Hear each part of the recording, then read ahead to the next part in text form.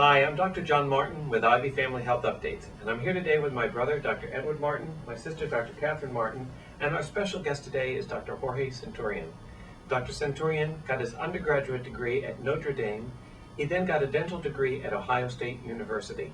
This was followed by a degree in periodontology, which is the study of gum disease, at Boston University, and then he did a special fellowship in implants at Harvard University. And Dr. Centurion is here with us today to talk about dental implants. Thanks for having Thanks for me. being here.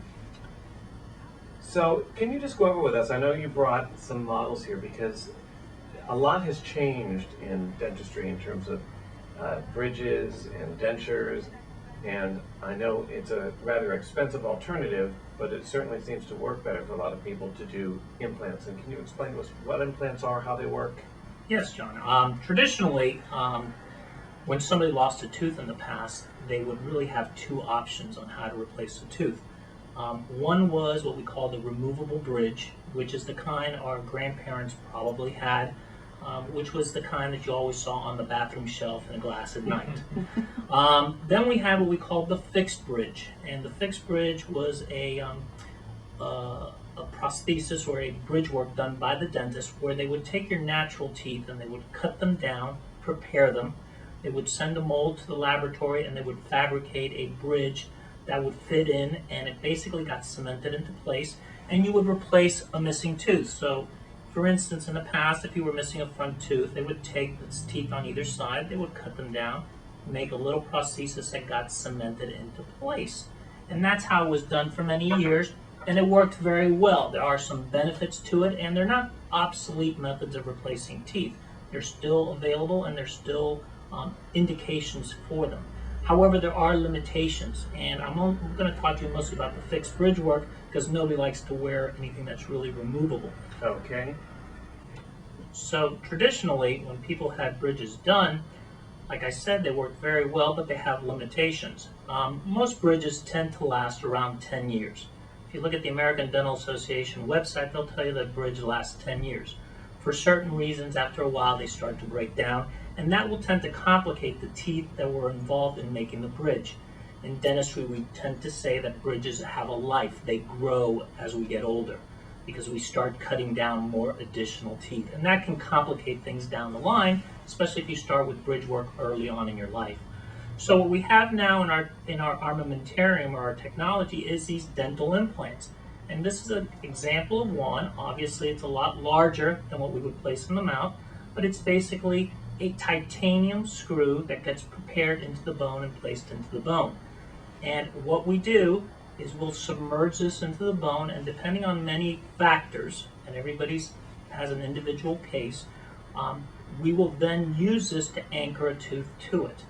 And an implant, even though it's almost a brand new technological feature that we have in our supply in dentistry today, it appears to last a lot longer than the conventional bridge work.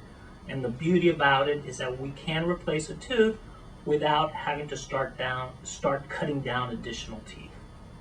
So if we take a look at this implant, and we can imagine this implant being placed into the bone, once it's healed and it's being held tightly by the bone and we're ready to use it, what we'll do is we'll put a connector piece on it, which will then be torqued into place, and it's tightened, and on that we will then place the crown that goes into the mouth, and you wear it. And of course, as long as the implant is healthy, if at any time something happens with the tooth itself, we can always replace it. So if we look at a better representation of what an implant might be, you can see that the implant here on this model, the part is embedded into the what would be the bone, which is actually acrylic here. And we can either do bridge work on the implants where we can replace a missing tooth by placing two implants, or if a person is happen to miss a front tooth, we can do a single tooth and have the tooth replaced by an implant, again without having to touch any of the adjacent vital natural teeth. And long term, this is much healthier for the patient. Now these just sort of click into place here. can they come in and out in a person's mouth, or are they glued in, or how do they attach to that little post? The attachments are torqued into place with screws, and you need a torque driver to take it out. So the dentist is able to retrieve it. You yourself, under normal conditions, will not be able to retrieve the connector piece. The crowns are cemented into place, and it is possible that over time the cement may wear and the crown may get loose, but you simply take the crown out, re-cement it into place. There's really no damage to the underlying structure versus a natural tooth where most of the time the tooth has started to decay once the cement has worn out. And these little your implants here, these should last for the rest of your life, right? Theoretically speaking, they can last the rest of your life. We are the first generation that's actually using these implants. There are groups of study individuals that are now going close to 45 years with an 85% success rate on these implants. And is there a limitation to the number of implants you can put in terms of, you know, does your bone start to degenerate if you have too many of them in there, or would you then just do a whole denture? As you mentioned, John, yes, there are limitations to the each patient, limitations to the number of implants. You obviously have to have healthy bone to be able to place the implant. The kind of restoration that's going to be placed on the patient will determine the number of implants that actually need to be there, and that's all to be determined on an individual case. There are some parameters that we use, but things will vary. And again, I do stress that everybody is very different.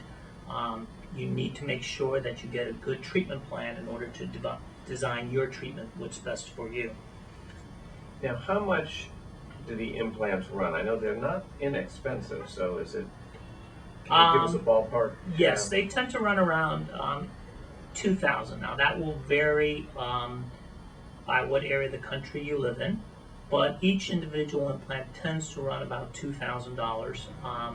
Sometimes the more implants you're able to place at a given moment, the less each one will cost, because there are some added costs when you're doing the implants, such as the types of drills you have to get purchased to place the implants, the drivers that you use to place the implants, and obviously if you can use that over multiple implants, the costs can be somewhat reduced. Most of the cost of an implant, though, is borne by the restoration that's going to be placed. There are different options available to patients when they're looking at replacing their teeth.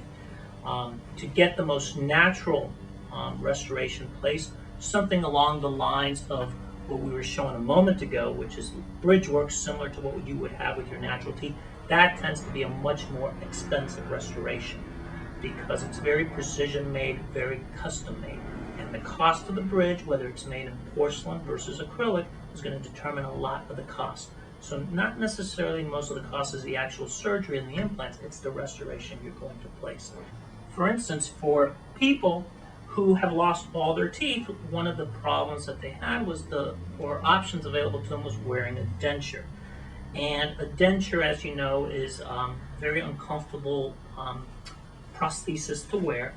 You see those commercials about the gels and creams that you put on, or the different products available to help keep a denture in place. With implants, and this is a pretty cost-saving procedure, you can place 2 implants and then have a conventional denture made with connector pieces, and you snap the denture into place, and it has good hold. And a lot of patients find that with that hold, they're able to eat a lot of the foods that they couldn't eat by having to use the other creams available. And this is very inexpensive in general for a patient. And no more clicking dentures. No more clicking dentures. No more clicking dentures. Okay. How many office visits does it require on average, for example, to get one implant? It can vary. It really does, and that's a difficult question because every person is different. You could go from the most ideal situation where you could have an implant placed, have a provisional restoration done all in the same day, and a month later have the permanent tooth placed. That's given ideal circumstances with ideal bone with a healthy patient.